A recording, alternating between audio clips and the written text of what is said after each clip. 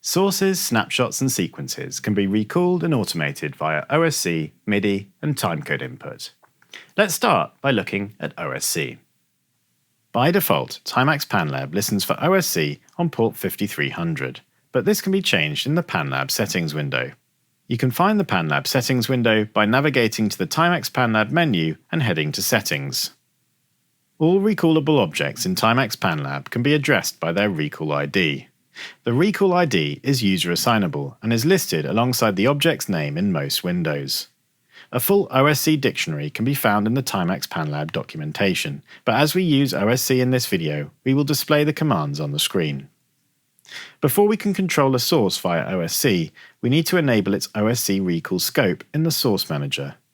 Let's go ahead and do that now. We can choose to enable OSC control for position, level, and configuration settings separately. For this video, let's enable all three. If we head back to the main panel window, we can see that all our sources have been assigned a unique recall ID. By default, this is a number, but you can change it to any string that is compatible as part of an OSC address.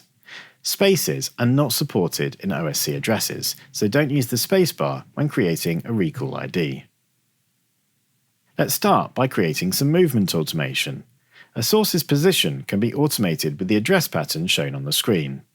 As this source has a recall ID of 0, the address would be /TiMax panLab /source/0/position/3D. TiMax panLab accepts either 3 or 4 arguments at this address. These should be an array of floating point numbers. The first 3 items should be the x, y, and z coordinates. These will all be numbers between 0 and 1. For x and y, 0 corresponds to the bottom left corner of the panner, and 1 corresponds to the top right corner. For the z coordinate, 0 corresponds to the ground level, and 1 is as high as an object can be placed.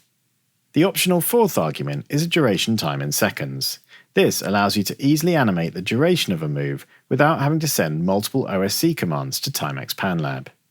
So, if we wanted to move our source to the middle of the panner over 3 seconds, we would send TiMax panLab /TiMax panLab /source/0/position/3D with arguments 0.5 for x, 0.5 for y, and 0.0 for the ground level.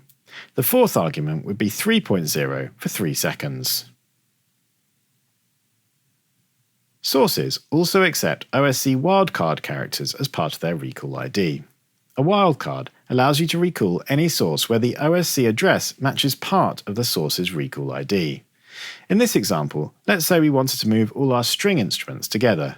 If we modify their recall IDs so they all start with the word strings, we could address them all by using the asterisk character, like so. If we send this OSC command to TiMax panLab, all our string instruments move together to the center of the panner. Sources can also have their level control automated using the address pattern shown on the screen.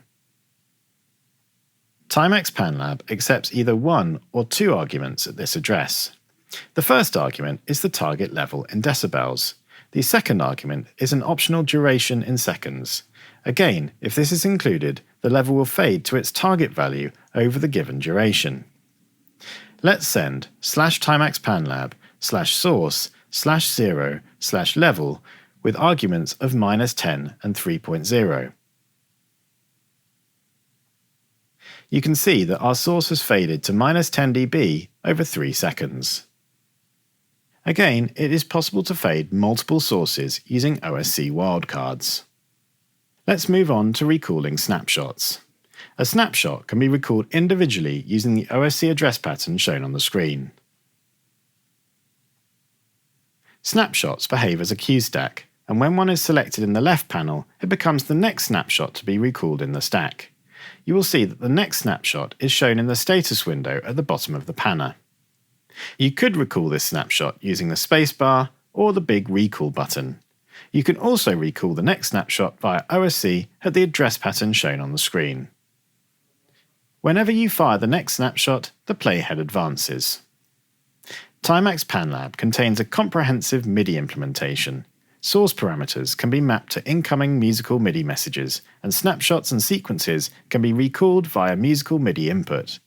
This is a very flexible implementation, and it is designed to allow you to utilize any existing MIDI controller to creatively manipulate spatial objects. Wherever TiMax panLab can be manipulated by MIDI, we present you with this musical notation icon. Clicking on the icon will reveal the associated MIDI mapping. Here, we are viewing the MIDI mapping for a TiMax panLab source. The easiest way to map a MIDI message to a parameter is to click Capture and send TiMax panLab the musical MIDI message you'd like to map. In this example, we have sent TiMax panLab a control change message, and we are now controlling the X position of the source with the control value parameter. Using this functionality, we could very quickly set up a MIDI joystick controller as an XY panner. Snapshots and sequences can also be recalled by incoming MIDI and are mapped to the incoming MIDI messages in exactly the same way. Snapshots can also be recalled via incoming MIDI timecode. If we navigate back to a snapshot, we can set a target timecode frame at the bottom of the inspector window. You can enter a timecode value manually, or you can capture incoming timecode by clicking the Capture button. File-level properties for OSC, MIDI, and timecode input can be set in the File Settings window. You can access this window from the Settings cog at the bottom of the panner. Here we can set the file ID portion of the OSC address pattern, set the MIDI listen channel for the file, and map any global parameters to MIDI input. We can also set the SMPTE format for incoming MTC.